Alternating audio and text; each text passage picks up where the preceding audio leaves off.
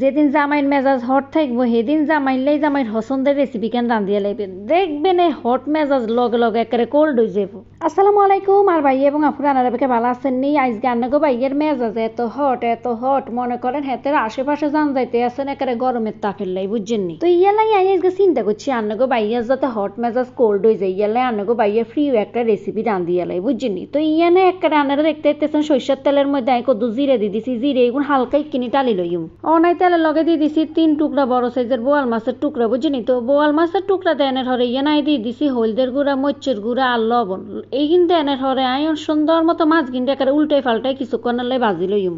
মাছ গিনের এক সাইড বাজিলনের হরে আয়ন অপর সাইড বালা মতো উল্টে দিব এবং সুন্দর মতো কিন্তু ডিম আগুনে একেবারে মাছ গিনতে বাজি লইম। তো আপনারা দেখতে পাইতেছেন আর মাছ গিন কিন্তু একেবারে সুন্দর মতো বাজ হয়ে গেছে। আয়ন এগিয়ে বাড়ির মধ্যে মাছ গিনতে উড়াই লইম। মাছ গিনতে বাজি নেনের হরে অনাই একই তেলের মধ্যে দিয়ে দিব এনে ফেস কুচি দিয়ে দেনের লগে লগে এনে দিয়ে দিব টমেটো কুচি। অবশ্যই কিন্তু এনে টমেটো দিবেন, তাইলে কিন্তু এই রেসিপিটা খাইতে সেই রকম টেস্ট হইব। অন দিয়ে দিব স্বাদ মতো লবণ দেনের হরে অনেক সুন্দর মতো মশলাই গিনের লগে টমেটো আর ফাইজি কিনতে বাজি লইম।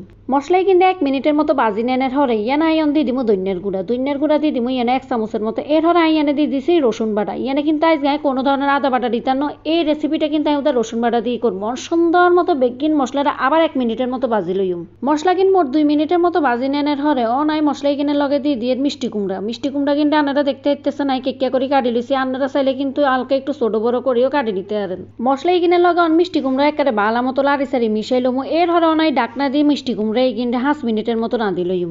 5 মিনিট হরে অনেক ডাকনা উঠাইছি। ডাকনা উঠানোর হরে আপনারা দেখতে পাইতেছেন মিষ্টি কুমড়ার তো কিন্তু হালকা একটু হানি বাড়ি গেছে, বুঝছেন? তো অনেক সুন্দর মতো কিনি লাড়ি সারি দিব। লাড়ি সারি দেনের হরে ইয়ানে বড় 1 কাপ গরম পানি দিয়ে দিম। হানি দেনের হরে মিষ্টি কুমড়ার লগ একের হানি কিন্তু একেবারে ভালো মতো মিশাইলে অনেক হরে অনেক ডাকনা দিয়ে আরো 10 মিনিটের লাই মিষ্টি কুমড়া কিনে রাঁধি লইম।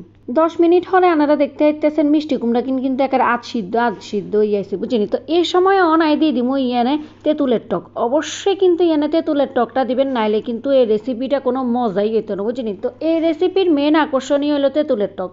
তো তেঁতুলের টক দেনের হরে অনাই বাজা মাছ গিনো দিয়ে দিম।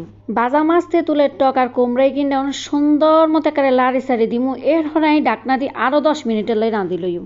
10 মিনিট হন আপনারা দেখতে পাইতেছেন আর কিন্তু কুমড়া তো নিকিনি জল কমিয়ে আইসে আর কুমড়া কিন্তু একেবারে মাখা হয়ে গেছে, বুঝছেন? তো এই সময় একটু লবণটা চেক করে লইছি, লবণ একেবারে পারফেক্ট আছে।